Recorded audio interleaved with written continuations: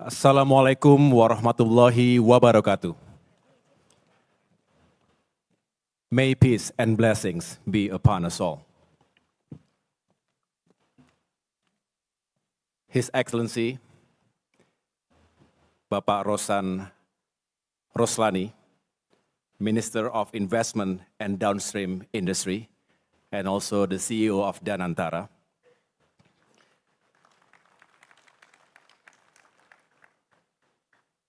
Distinguished ministers and all members of Merah Putih Cabinet.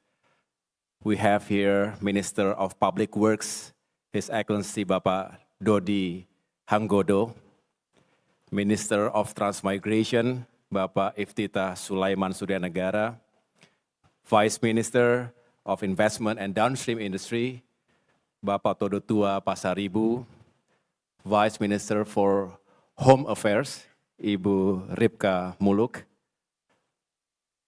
Chairman of the Indonesia Chambers of Commerce and Industry, Bapak Anindya Bakri.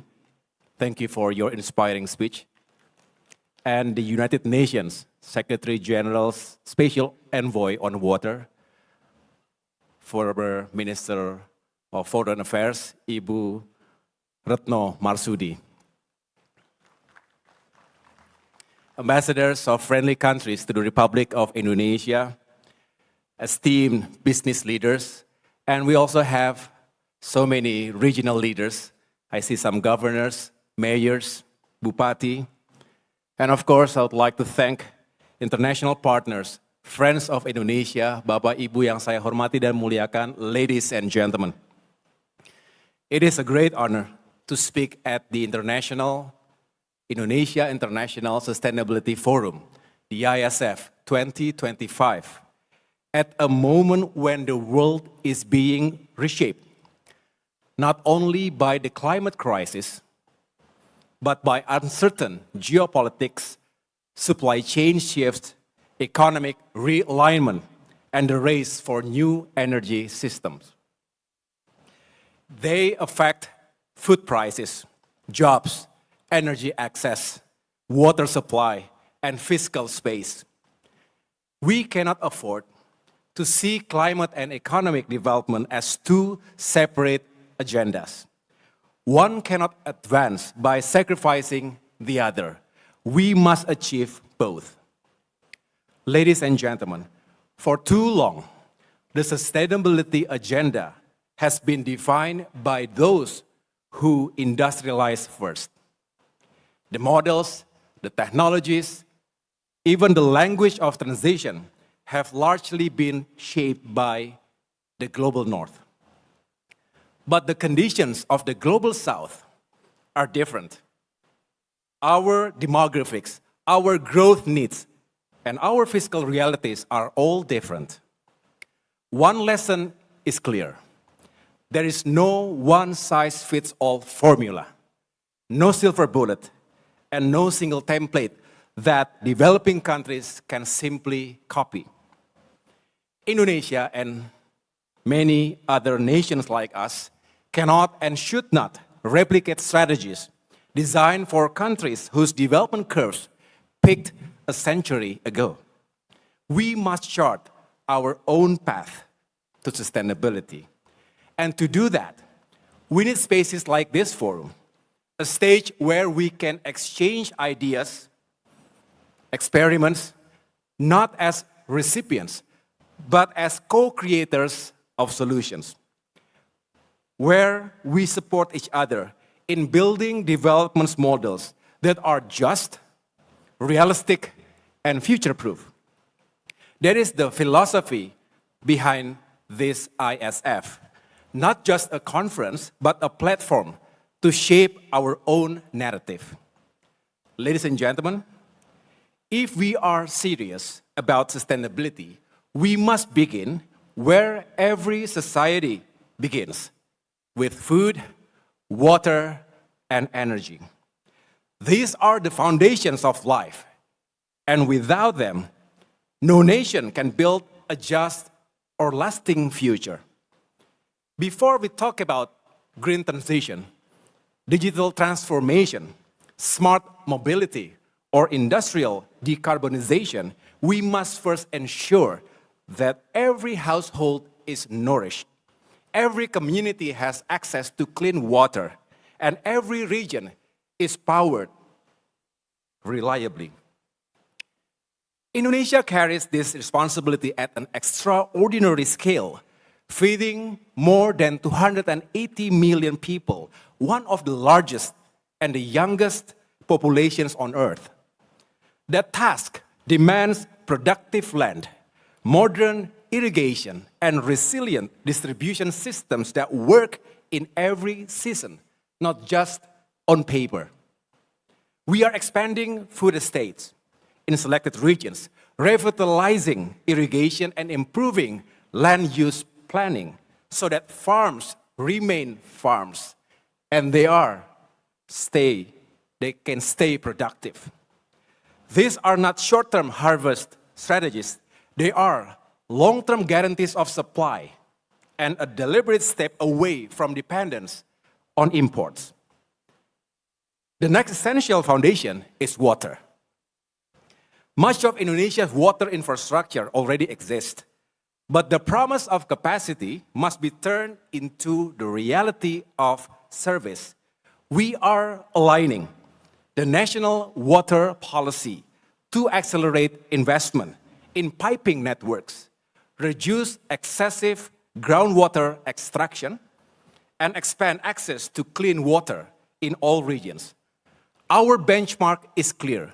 By 2045, all urban areas should have universal access to piped clean water.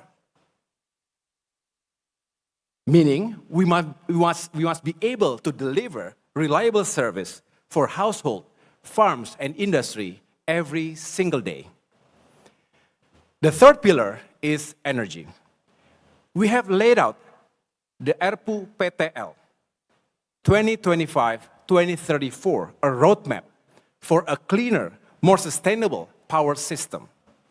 Over the next decade, Indonesia will add 69.5 gigawatts of new capacity to the national grid, with 3/4 coming from renewable and storage. The path is clear.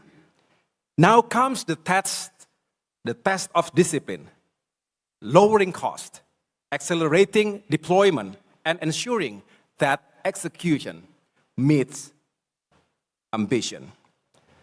Together, these three pillars, food, water, and energy, form the true foundation of sustainability.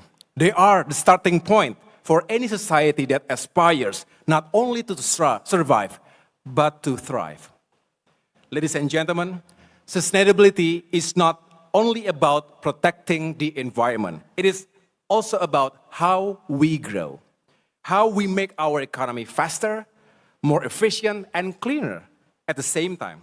A sustainable economy is one that drives progress without depleting the very resources that sustain it. In this sense, sustainability is both a moral imperative and an economic strategy. One of the clearest examples of this strategy in action is transport electrification. By transitioning from fossil fuels to electric mobility, we reduce fuel imports, ease the subsidy burden, and modernize our transport system. As of August 2025, Indonesia has sold more than 120,000 battery electric vehicles, reached roughly a 10% market share. New manufacturing plants are now being commissioned, and many will be fully operational next year. But electrification must go beyond private cars.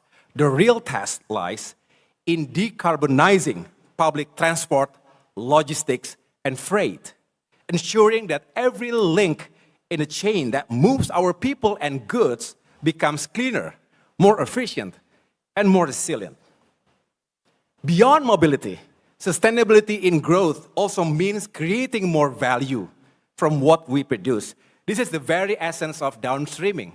Pak Rosan is the expert in this field of area. And the transformation of our raw materials into high-value products. The success of our nickel downstreaming has already reshaped Indonesia's export profiles and created greater national value. Now, we aim to expand that success to copper, bauxite, palm derivatives, seaweed, and other high potential commodities so that Indonesia exports more value, not just more volumes. Yet, as we expand our industrial capacity, we must also make it cleaner. That is why we are advancing industrial decarbonization. Through energy efficiency, digitalization, hydrogen readiness, and verifiable carbon capture, our goal is straightforward: to decarbonize without deindustrializing and to remain competitive in a global economy that increasingly rewards low carbon production. Of course, none of this transformation is possible without two critical elements. Pak Anin has mentioned this already. Number one, human capital, and number two, investment. The green transition does not run on slogans. It runs on capability. We need engineers who can integrate power grids, data specialists who can anticipate demand and risk, technicians who can maintain new systems, planners who can design resilient cities, and green finance experts who can structure viable, bankable projects. To achieve this, Indonesia is aligning its human capital development with the needs for the future through education, certification, and hands-on apprenticeships that turn knowledge into know-how. The second enabler is investment. Because ambition needs resources and transformation requires scale, according to Bappenas, Indonesia will need around $650 billion in infrastructure investment to achieve its target of 8% economic growth. Of this total, about $190 billion must come from private capital, nearly 4 times more than in the previous period. The state budget alone cannot and should not carry this burden. We are therefore building a financing ecosystem that blends public and private instruments, mobilizing sovereign funds, engaging multilateral partners, and encouraging blended finance. But investment will only flow where trust exists. This is why our focus is on ensuring a predictable investment climate, regulatory certainty, and innovative financing models that de-risk early stages while protecting public interest in the long term. These principles explain why the Coordinating Ministry for Infrastructure and Regional Development is co-hosting this ISF. We strongly believe that collaboration is the true engine of sustainable growth, key to better connectivity and strong coastal protection against natural disasters.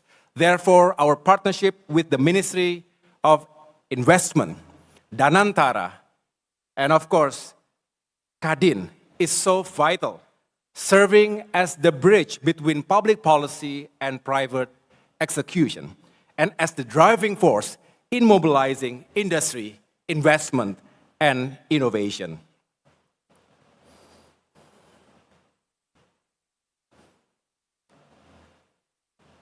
Together, we share one mission: to make Indonesia not only attractive destination for investment, but a reliable partner for delivery. Distinguished guests, ladies and gentlemen, let me leave you with 3 important reminders.